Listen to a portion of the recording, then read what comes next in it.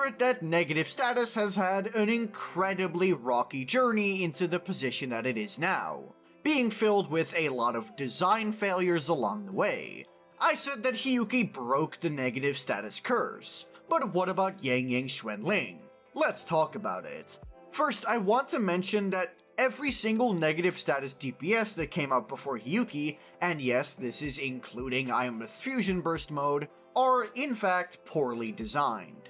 We all know about the dramatic drop-off that Zani gets without Phoebe. Cardathia's multi-wave is essentially non-existent if you don't own Shakona, and Iron's Fusion Burst genuinely has no reason to exist unless you have Denia, because without Fusion Trail, you should just always be playing her in Toon Rupture mode. Hiyuki was, in my opinion, a very big success. Glacio Chafe was not required to make her good, and she had plenty of her own Glacio Chafe application. This meant that you didn't require Lucilla to make Glacio Chafe a worthwhile part of Hiyuki's kit. This is evidenced by the fact that even before Lucilla came out, Chisa was the best third slot to run with Hiyuki, even when you're just using Lene. And on the other side of the spectrum, her negative status wasn't so vital to her identity as a character that you could still run the Toon Break core and be fine with your Hiyuki.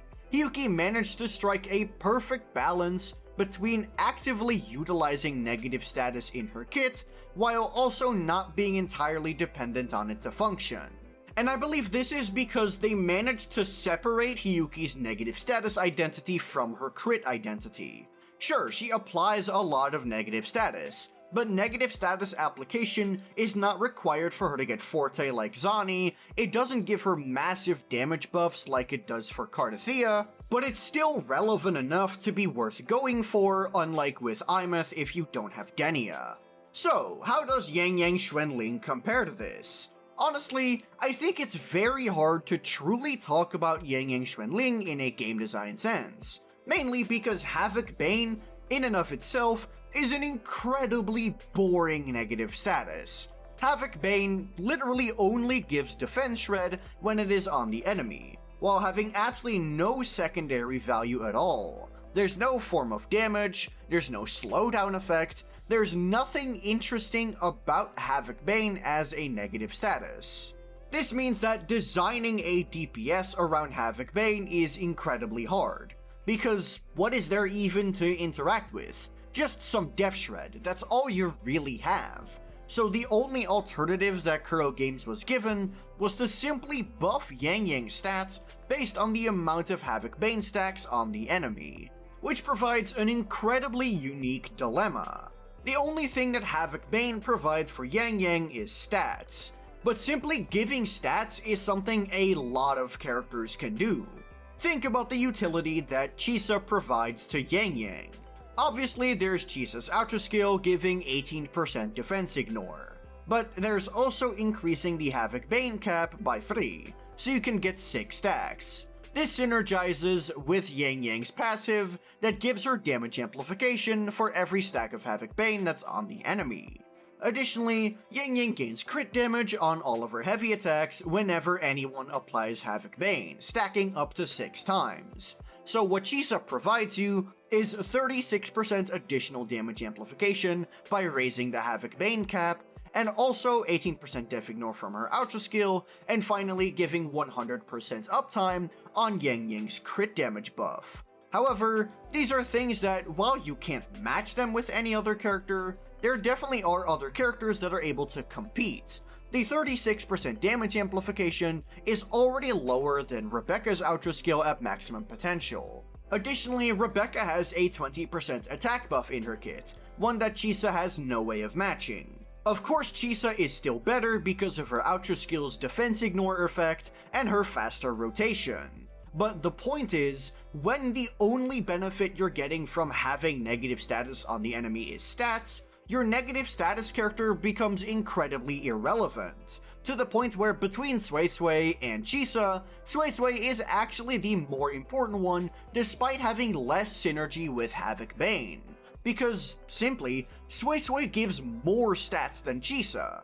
What we've created is not a negative status character. What we've created is a bog-standard hyper-carry in sheep's clothing.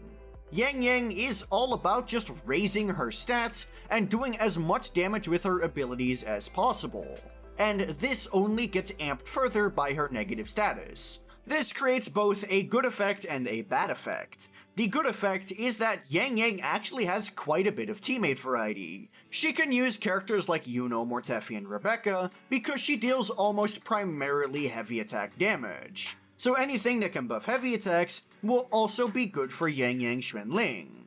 This of course also applies to other negative status characters, like of course Imeth with liberation damage. But because a large part of her damage profile also comes from Fusion Burst, any liberation buffing will not be able to buff that Fusion Burst. But as for the bad effect it creates, it makes Yangyang seem like an incredibly boring character from a kit design perspective. She doesn't feel like a negative status character, because she doesn't meaningfully interact with negative status as a mechanic. She has the ability to consume Havoc Bane stacks, but this mechanic purely exists so she can have a unique trigger condition for Sui's buffs to Havoc damage, which means that instead of being a character that interacts with negative status directly, she's a character who wants to get stat buffs, which she obtains by using negative status. They've made the negative status part of Yangyang's kit, and now it just feels like an afterthought. Yangyang doesn't play like a negative status DPS. She doesn't team build like a negative status DPS. She team builds like a regular hyper carry who turns Chisa and Sui into stat shills. This means that a lot of the unique parts of negative status, such as their insane quickswap potential, also don't really apply to Yangyang. Sui's attack buff will expire upon swapping. And obviously, buffs like Rebecca's and Mortefi will also expire, which means your only quickswap friendly unit within the team is Chisa.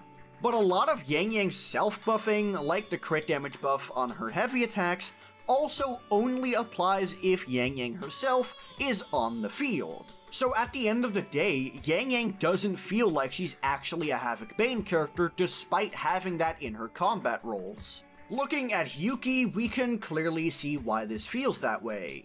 Hiyuki clearly separates her crit playstyle from her negative status playstyle, with her negative status playstyle having a lot less emphasis on her personal damage, rather focusing on Glacial Bite. Havoc Bane cannot do this, because Havoc Bane doesn't deal any damage. However, that really has never been a restriction for Kuro. They simply could have added a unique effect to Havoc Bane whenever Yangyang Xuanling is in the party, because they're no stranger to doing this. Zani's Heliacal Ember is a special effect, Hiyuki's Glacial Bite is a special effect, and even Imeth reduces the amount of Fusion Burst stacks required for the Fusion Burst to actually explode.